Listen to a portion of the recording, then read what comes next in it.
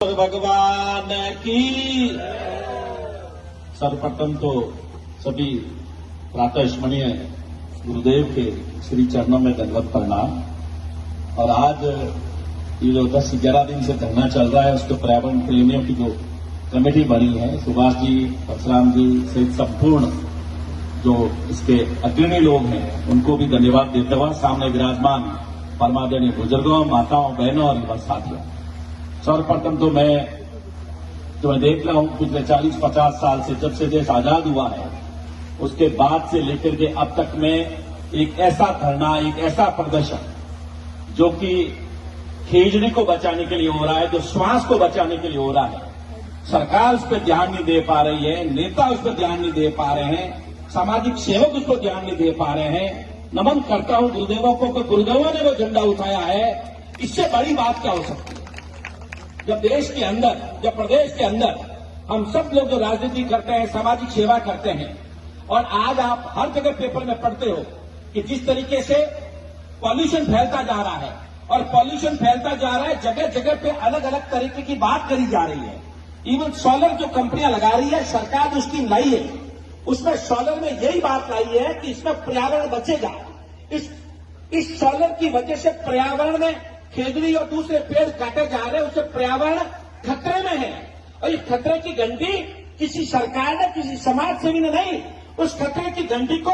जनता को सावचेत करने के लिए मेरे गुरुदेव स्वयं इस धरती पे उतरे हैं। इसलिए बारंबार नमन करता हूं गुरुदेव आपको इस बात के लिए। और जिस तरीके से इस बात को कहने में कोई अतिशयोक्ति नहीं होगी कि पूरे राजस्थान में जिस तरीके से विष्णु समाज के लोगों ने और स्पेशली मेरी माता और बहनों ने जो झंडा उठाया है, मैं आपको भी जननी को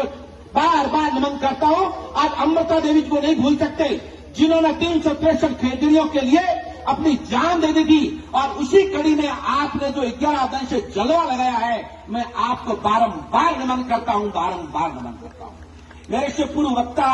मैंने तो मिलावा नहीं हूं, पर सुभाष जी ने जिस कड़ी से पिछले 1 साल की कड़ी से, कब देवी सिंह जी आए, कब बिहारी लाल जी आए, कैसे आंदोलन चला, कैसे गांव गांव तक गए और पूरी कहानी बताई है, तो ये अपने आप एक संघर्ष की बड़ी स्टोरी है। आज हो सकता है हम जैसे लोगों को आज हमारी आंख खुली हो कि भाई इतना धरना चल रहा है और हम आज जनता की सेवा में लगे हैं, हमारी भी ड्यूटी बनती है, हम ज्यादा नहीं तो कम से कम धरना स्थल पर जाके एक बार मैसेज तो देवे कि हम धरने के साथ में हैं। सही कहा आपने रामनिवास जी कि राजनीतिक मामला नहीं है, चाहे भारतीय जनता पार्टी चाहे कांग्रेस हो, मामला खेजड़ी का है। स्वास्थ्य सबको चाहिए, चाहे बीजेपी वाले हो चाहे कांग्रेस वाले हो, चाहे जाट हो चाहे विष्णु हो, चाहे राजपूत हो या मेघवाल हो, स्वास्थ्य छत्तीस को उनको सभी धर्मों को चाहिए। और स्वास्थ्य को लेने के लिए और जो स्वास्थ्य की पीड़ा को जानने के लिए जिस तरीके का आंदोलन आपने किया है, मैं बारंबार नमन करता हूं। गुरुदेव, मैं आपके सामने इस बात का वादा करके जा रहा हूं, जहां कई बार भी इस पर्यावरण को बचाने के लिए आपका आदेश होगा, करोड़ से उच्चारा उस हर कड़ी में, हर जगह, हर तरफ मन धन धरना प्रदर्शन है, सबसे आगे मिलेगा। एक बार पुनः आपने जो धरना किया है, देखिए अभी कोई कह रहा था आज सही समाचार आ रहे हैं, ये मैं बता दूं, इन सरकारों में इतना दम नहीं है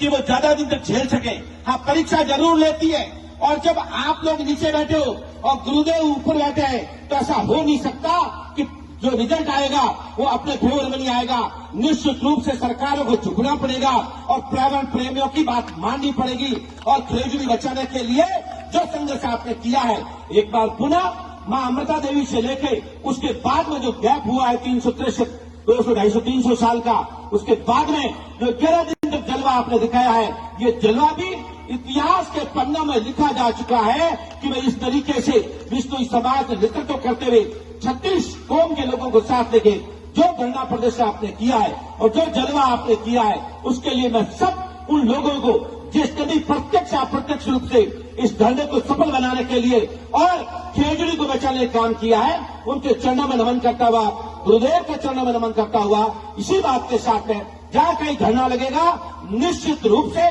करोड़ से उच्चारा आपके साथ में रहेगा। धन्यवाद। जय हिंद।